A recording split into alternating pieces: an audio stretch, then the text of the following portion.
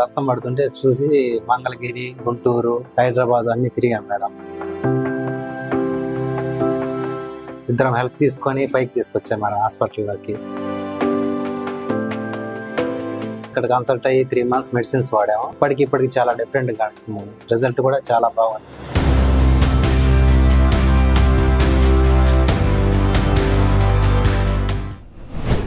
Welcome to పునర్జన్ Ayurveda hospital. మన దగ్గర patient బంధువులు ఉన్నారండి.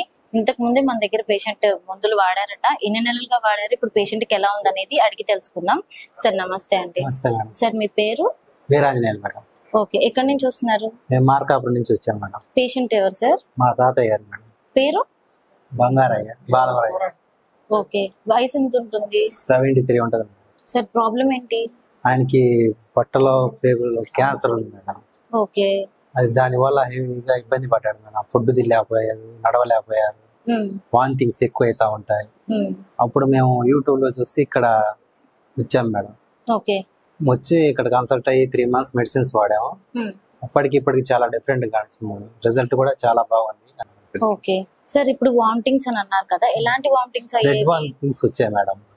మేము ఫస్ట్ లో వాంతింగ్స్ చేసుకుంటే పట్టించుకోవట్లేదు.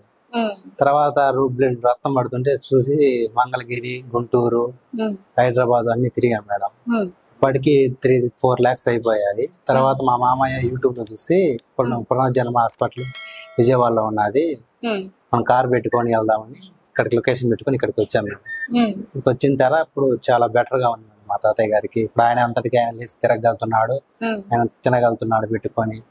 బాగుంది madam health. Okay sir, bone కి లివర్ కూడా స్ప్రెడ్ అయిందని చెప్పారు. అవును మేడం, స్ప్రెడ్ అయింది మేడం ఇంతకుముందు. ఇప్పుడు చాలా బెటర్ మేడం.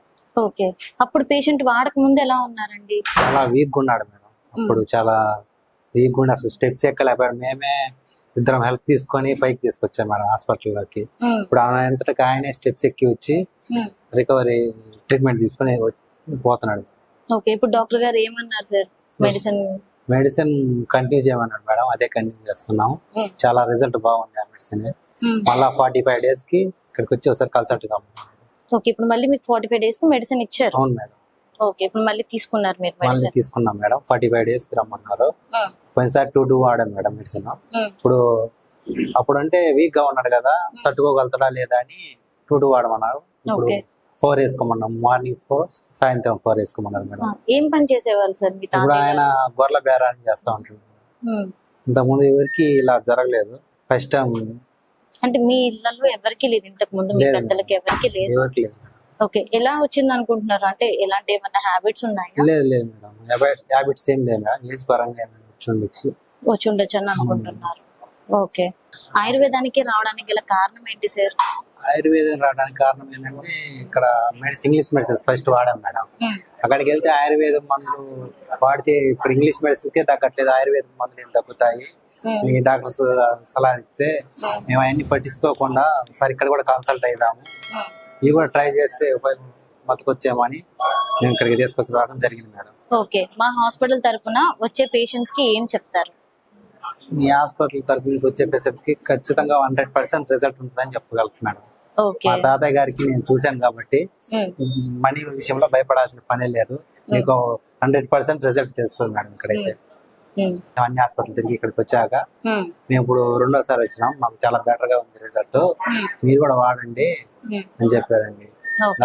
వాళ్ళ మాటలని, పేషెంట్స్ మాటలని మేము కూడా ట్రై చేసాం మేడం. తర్వాత మాకు కూడా రిజల్ట్ కానిచ్చింది. 2వ సారి రావడం మనకి జరిగింది మేడం. ఓకే సార్, వాడండి. వాడిన దాన్ని బట్టి ఇంకా తొందరగా క్యూర్ అవ్వాలని కోరుకుంటూ సార్ నెక్స్ట్ వీడియోలో కలుద్దాము. ఖచ్చితంగా మేడం. నమస్కారం.